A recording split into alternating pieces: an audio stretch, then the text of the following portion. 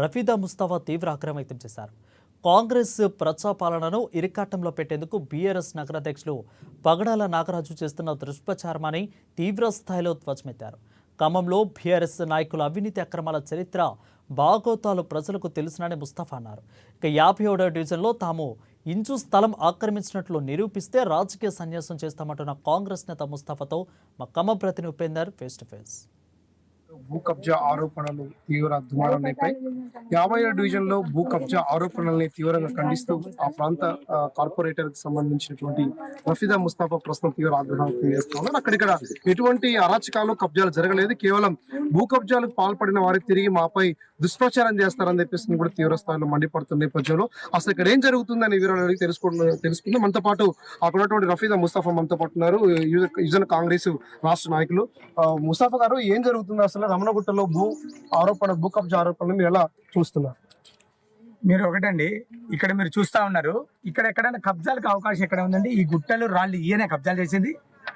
ఏదైతే ప్రతి ఒక్క బీదవాళ్ళు ఇంతకుముందు గతంలో నాకు ఎలక్షన్ అప్పుడు నేను హామీ ఇచ్చిన, ఇక్కడ వాళ్ళు నడిచే పరిస్థితి కూడా ఇప్పుడు ఏదో క్లీన్ గా ఏదైతే ఉందో అప్పుడు నడిచే పరిస్థితి లేవండి. పెద్ద పెద్ద రాళ్ళు, చెట్లు, గుట్టలు ఉండే. పాప వాళ్ళు ఇల్లు కట్టుకోలేని పరిస్థితులు ఉన్నారు. వాళ్ళు బీదవాళ్ళు, కట్క బీద అంతా ఎస్సీ ఎస్టీ వీళ్ళంతా రోజు కూలీలు వాళ్ళు పని చేసుకునే వాళ్ళు ఈ స్థాయి లేదు. కాకపోతే నేను హామీ ఇచ్చినా కాబట్టి అప్పుడు వచ్చి నేను అన్ని బాగా చేయటం వల్ల వీళ్ళంతా ఒక్కొక్కరు వచ్చారు. వీళ్ళకి తెలియదు ఎవరెవరు ఉన్నారు వీళ్ళని సంగతి నాకు కూడా తెలియదు. అందరూ వచ్చిన తర్వాత ఎవరికి ఫ్లాట్ వాళ్ళు ఇల్లు కట్టుకుంటారని చెప్పేసి కేటాయించడం జరిగింది. అంటే వాళ్ళు కాగితాలు ఉన్నాయి, పట్టాలు ఉన్నాయి, ఏం కొత్తగా నేను కేటాయించడం కాదు. ఇది ఎవరు వాళ్ళ ప్లేస్ లో, సార్ మీ ప్లేస్ లో మీరు కట్టుకోండి, ఇదంతా కబ్జాలకు గురి అవుతుంది, మీరు కట్టుకోండి అని చెప్పేసి వాళ్ళకి నేను చెప్పడం జరిగింది. ఎవరు ప్లేస్ లో వాళ్ళు ఉన్నారో ఇందులో కబ్జాలు కావడానికి ఛాన్సెస్ లేవండి. నేను ఏదైతే అంటున్నాను ఒక విషయం చెప్తానండి, ఎవరైతే ఆరోపణ చేస్తున్నారో వాళ్ళే కబ్జాలు గురి అయి జైలుకు పోయిన సంగతి ప్రజలకు అందరికి తెలిసి, రాష్ట్రానికి అందరికి తెలుసు.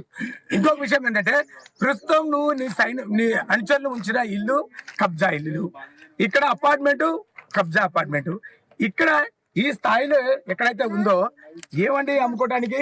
పాప వాళ్ళ ఇల్లు కూడా కొట్టి గతం ప్రభుత్వం వాళ్ళ ఇల్లు కూడా కొట్టి ఆమె ఇల్లుని జాగాని కబ్జా చేసుకుంటే వాళ్ళు రోడ్ల మీద తిరుగుతుంటే వాళ్ళు తీసుకొచ్చి ఒక 50 గజాలు మీరు ఇక్కడ చేసుకోండి, నేను ప్రభుత్వంతో చెప్పి మీకు దాని మీద పట్టా తీసుకొస్తా అని చెప్పేసి చెప్పడం జరిగింది. కానీ ఓన్లీ ఒక లేడీకే, మిగతా వాళ్ళందరూ కూడా ఇక్కడ పట్టాలు ఉన్నాయి. వాస్తవానికి మీరు వచ్చిన తర్వాత ఈ ప్రాంత అభివృద్ధి సహకారం అంటే అభివృద్ధి నడుస్తుందనేటువంటి అభిప్రాయం. ఈ నేపథ్యంలో ఈ ఆరోపణలు మీరు ఎలా చెప్పాలనుకుంటున్నారు, ఏం చెప్పాలనుకుంటున్నారు ఆరోపణలు చేసిన? ఏమండి, ఇప్పుడు గతంలో వాళ్ళు 10 ఏళ్ళ నుంచి ప్రభుత్వం వాళ్ళు పరిపాలించారు, ఒక పని కూడా చేయలేదు. ఇవాళ మా మంత్రివర్యులు తుమ్మల నాగేశ్వరరావు గారు ఆశిస్తూ 4-5 కోట్ల రూపాయలు ఈ డివిజన్ అభివృద్ధి కోసం ఇచ్చారు. దాన్ని వాళ్ళు ఓడించుకోలేకపోతున్నారు. అంటే వాళ్ళు దొంగలు. దీన్ని ఎట్లైనా బద్నాం చేద్దాం అంటే ప్రభుత్వాన్ని బద్నాం చేద్దామని ప్రయత్నం చేస్తాను, కానీ ప్రభుత్వం, కాంగ్రెస్ ప్రభుత్వం అభివృద్ధి చేస్తుంది. దాన్ని వాళ్ళు చూసుకొని ఓరలేక దీని మీద మేము గుడి కడదాం అనుకున్నాం. దీని మీద అరే నాయన, గుడికి ప్లేస్ కేటాయించినాం, స్కూల్కు ఫండ్ కోటి తెచ్చినా, ఆల్రెడీ కమ్యూనిటీ హాల్కి కేటాయించేసినాం. నువ్వు కొత్తగా వచ్చి డ్రామా చేస్తా ఎట్లా రా బాయ్? ఫస్ట్ నీ డివిజన్ లో ఉన్న కథలు చూడు, ఫస్ట్ నీ రోడ్లను చూడు, నీ కబ్జాని చూడు. అసలు గుడి కబ్జా చేసుకుని 75 లక్షల రూపాయలు వసూలు చేసేది నువ్వు, తర్వాత ఒక ఇల్లుని కబ్జా చేసుకుని కూర్చోలేదు నువ్వు. నీ డివిజన్ అనే అన్న ఆల్రెడీ ఈ అపార్ట్మెంట్ ని డిమాలిషన్ చేయమని మంత్రి గారు కూడా క్లియర్ గా కమిషన్ కి ఒక లెటర్ ఇవ్వడం జరిగింది. అది కూడా మా దగ్గర కాపీ ఉందని మేము ఇస్తాం. ఆ ఆరోపణ నుంచి బయటపడటానికి ఇటువంటి దాన్ని మిస్గైడ్ చేద్దామని చెప్పేసి కొత్తగా తీసుకొస్తున్నాను. అరే నాయన, జనానికి తెలుసు ఎవడు దొంగ ఎవడు మంచోడు అనేది తెలుసు. నువ్వు ఎన్ని చెప్పుకున్నా కూడా దొంగ నువ్వని చెప్పి ప్రజలందరూ కూడా చెప్తున్నా ఉన్నారు. ఇది మీరు చూస్తా ఉన్నాను, ఇంకా కూడా చాలా ఉన్నాయి. ఆయన కాగితాలు మొత్తం ఇస్తా, నేను ఇంకా ప్రూవ్ చేస్తా. నేను ఒక 10 గజాలు ఎక్కడైనా తీసుకున్నట్టు, ఇక్కడ కాదు ఈ రాష్ట్రం మొత్తం మీద 10 గజాలు నేను ఎక్కడైనా కబ్జా చేసుకున్నాను, నువ్వు ప్రూవ్ చేయి. నువ్వు చేసుకున్నట్టు నేను ప్రూవ్ చేస్తా.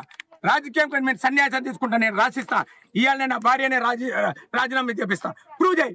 ఒక్క 10 రూపాయలు 10,000 రూపాయలు మా వాళ్ళు కానీ మా మనుషులు కానీ నేను కానీ ఎక్కడైనా 10 గజాలు కానీ కబ్జా చేసుకుంటే, అంటే దళితులకి, బీదవాళ్ళకి, ఎస్టీ వాళ్ళకి అందరూ కూడా భూమి ఇయటం, అంటే భూమి ఇయటం నేనెవరా? నా బాబు గారి జాగిరి కాదు, ఇది ప్రభుత్వ భూమి. మీరు ఎట్లా ఇచ్చిర్రా నాయన? ఎలక్షన్ ముందు అందరికి పట్టాలు ఎట్లా ఇచ్చిర్రా నాయన? నువ్వు మీరు 20 ఏళ్ళ నుంచి ఉంటున్నారు, 10 ఏళ్ళ నుంచి ఉంటున్నారు. ఇదే సుల్తాన్ నగర్ దగ్గర, నేను సుల్తాన్ నగర్ నేను ఒక కాలనీ పెడితే మొన్న మీరు వచ్చి పొజిషన్ సర్టిఫికేట్ ఇచ్చి పట్టాలు ఎందుకు ఇచ్చిర్రా నాయన? మరి అంటే వాళ్ళంతా కబ్జాతారు అన్నట. అట్లనే వాళ్ళు పాప బీద వాళ్ళు, కటిక బీద వాళ్ళు ఇల్లు కూడా కొట్టారు. మీరు ఈమె ఇల్లు కూడగొట్టిరు, మీరు కూడగొట్టిరు, కూడగొట్టిన కబ్జాకు గురి అయింది. ఆమెకు వచ్చి ఒక 50 గజాలు ఇల్లు కట్టుకోమంటే దీన్ని రాతాంగం చేస్తారా? మనతో పాటు ఇక్కడ బాధిత మహిళ ఉన్నారు. అమ్మ చెప్పండి, మీ ల్యాండ్ కబ్జా చేశారు, అమ్ముతున్నారనే ప్రచారం జరుగుతుంది, దీన్ని మీరు ఎలా చూస్తున్నారు? నేను తిరిగి అరికాళ్ళు పోయినాయి. నేను నాగరాజు అన్న కాళ్ళు కూడా పట్టుకున్నా. అన్న నీ పేదరాలని నాకు సాయం చేయండి అని. అయితే చూపిస్తామమ్మా అన్నాడు. ఎక్కడ చూపించలేదు. వాళ్ళు రిజిస్ట్రేషన్ చేసిన డాక్యుమెంట్ నా కాడ ఉన్నాయి. ఆ కాగితాలు నేను సార్ని అడిగితే సార్ ఏమన్నాడంటే రోడ్డుకు పోయిందమ్మా, అది నీకు ఒక 40 గజాలు పైన ఇస్తా, బాగు చేస్తున్నాం అన్నాడు. ఎవరు చెప్పారు? మన కార్పెంటర్ గారు ముస్తాఫా సార్. అయితే కింద రోడ్డుకు పోయిందమ్మా, నువ్వు వేయబాకు, రోడ్డుకు పోతుంది అది అంటే ప్రజల కోసం ఇయ్యాల నువ్వు, తప్పదు అంటే సర్లే సార్ అన్నాను. సార్ చెప్పినట్టు ఒప్పుకొని నాకు 40 గజాలు గుట్ట మీద బాగు చేసి ఇచ్చారు.